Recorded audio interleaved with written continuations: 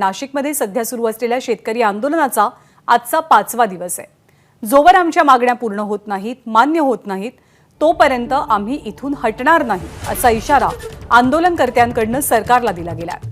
आज संध्याकाळी मुख्यमंत्री एकनाथ शिंदे यांच्यासोबत आंदोलकांच्या शिष्टमंडळाची बैठक पार पडणार आहे।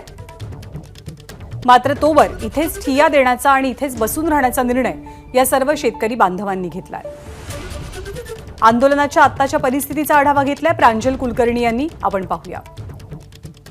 आपल्या विविध मागण्यांसाठी सोमवारी जिल्ह्यातील विविध तालुक्यातून लाल वादळ हे नाशिक जिल्हाधिकारी कार्यालयावरती धडकलं होतं आणि आपण बघत आहोत आज या आंदोलनाचा 5वा दिवस आहे। माकपा आणि किसान सभेच्या वतीने खरं तर या आंदोलनाचं नियोजन जे आहे ते करण्यात आलेलं आहे आणि आपण सध्याची ही परिस्थिती बघत आहोत। नाशिक जिल्हाधिकारी कार्यालयाबाहेरच अशा प्रकारे 7 ते 8 हजार शेतकऱ्यांचा महामुक्काम जो आहे तो बघायला मिळतोय। आपण समोर बघत आहोत, जिकडे नजर जाईल तिथपर्यंत दूरवर हे आंदोलक आणि त्यांची वाहनं जी आहेत ती नजरेस पडतायत। गेल्या 2 ते 3 दिवसांपासून नाशिकमधील कमाल तापमानात देखील वाढ ही झाल्याचं बघायला मिळतंय। काल देखील 36 अंश सेल्सिअस तापमानाची नोंद ही झाली होती आणि त्यामुळे कुठेतरी या उन्हापासून दिलासा मिळावा यासाठी अशा प्रकारे हिरवे पडदे देखील आपल्याला बघायला मिळत आहेत। वातावरणातील या बदलामुळे अनेक आंदोलक देखील आजारी पडत असल्याचं बघायला मिळत आहेत। साथीचे आजार हे वाढल्याचं दिसून येत आहेत।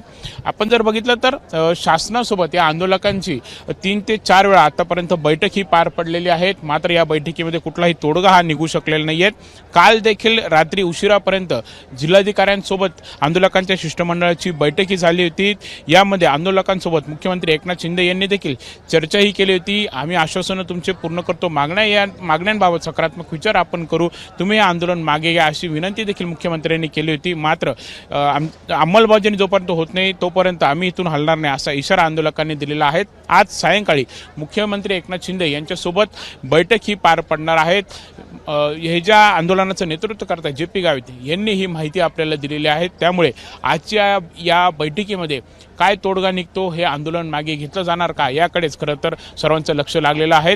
आपण जर बघितलं तर शहरातील खरं तर हा मुख्य रस्ता आहे आणि याच मुख्य रस्त्यांवरती गेल्या 5 दिवसांपासून अशा प्रकारे शेतकऱ्यांनी ठिय्या दिल्यामुळे शहरवासी हे वेठीस धरले जात आहेत। स्थानिक दुकानदार असतील, नागरिक असतील, आता परीक्षांचा काळ असल्यामुळे विद्यार्थी असतील, यांचे मोठ्या प्रमाणावरती हाल होत आहेत। त्यामुळे लवकरात लवकर हे आंदोलन मागे घेतलं जावं अशीच मागणी जी आहे ते नाशिककर करताना दिसून येत आहेत। कॅमेरामॅन मयूर बारगजेसह प्रांजल कुलकर्णी, ABP माझा, नाशिक।